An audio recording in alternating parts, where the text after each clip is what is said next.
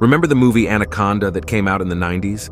It instilled a new level of ophidiophobia, snake fear, in some while leaving others chomping at the bit. The thought of an aquatic, 25-feet snake slithering through the Amazon sounds almost too nightmarish to be real. But what if we told you that anacondas diminish in the shadows of their monstrous ancestor, the Titanoboa? It's true. The extinct snake that ruled La Guajira, Colombia during the Paleocene epoch, grew up to 50 feet long. It wasn't until 2009 that the creature's remains were first discovered and analyzed. Not even Samuel L. Jackson could save a plane full of these beasts. Titanoboa facts at a glance. Titanoboas were the largest snake from the Paleocene epoch, reaching up to 50 feet in length and 2,500 pounds in weight. Scientists used the snake's size to approximate the temperature of its habitat. They determined that the snake would have needed annual average temps between 86 and 93 degrees Fahrenheit to support its size. They were piscivores, meaning their diet comprised mainly of fish. In 2012, the Smithsonian in Grand Central Station set up a mock-up to give viewers a visual representation of just how ginormous Titanoboas could get. Hanging from its mouth appeared to be a crocodile's tail. Features. Scientists made the historical discovery of several Titanoboa remains in the Cerrejón Formation of the coal mines of Cerrejón, Colombia. Before this finding, very few vertebrate fossils from this region and period had been uncovered. The discovery gave clues about the climate.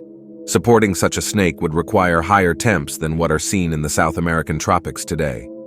What's usually the case with ectothermic animals, species with an internal temp that's the same as their environment, the closer to the equator the animal lives, the larger it is. The snake's internal temp and metabolism would have relied heavily on the temps in its habitat. And with the hotter temps of this period, it's hypothesized that the Titanoboa's gigantism was an adaptation to its environment. With that much length came a lot of weight. Titanoboas probably weighed a hefty 2,500 pounds on average. Within their robust body were over 250 vertebrae, along with an uber-flexible jaw and recurved teeth, curved backward.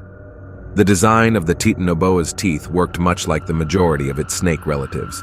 The inward curvature locked in the prey as the snake directed it backward, inch by inch, until it was swallowed whole.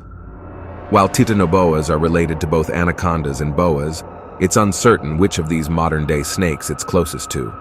However, one thing is for certain: the flexible jaw and recurved teeth are commonly seen amongst constrictors, meaning the Titanoboa most likely killed its prey by asphyxiation. Certain adaptations found in Titanoboa fossils resemble those seen in today's fish-eating snakes. For instance, the shape of its palate and teeth, plus the sheer amount of teeth. So it's likely that Titanoboa also preyed on fish. Diet. With a mostly pescatarian diet, lungfish was a likely staple in the snake's diet. It's possible that Titanoboas also ate other snakes, crocodiles, turtles, birds, and mammals that were unlucky enough to cross their path. After all, snakes are usually considered generalists when it comes to their diet. Habitat. The Titanoboa's habitat, La Guajira, is a region in what is now northeastern Colombia. During the Paleocene age, this coastal area was rich in tropical rainforests and large river systems. You can look to the Mississippi River Delta swamps or Florida's Everglades for a modern-day comparison to the ancient environment. The main difference being the temperature. La Guajira was much warmer due to its positioning in the tropics. Considering the landscape, it's likely that Titanoboas spent the majority of their time in the water, much like anacondas. They would have lived amongst several other freshwater reptiles and creatures. Still, the area didn't host much biodiversity, relatively speaking. Extinction.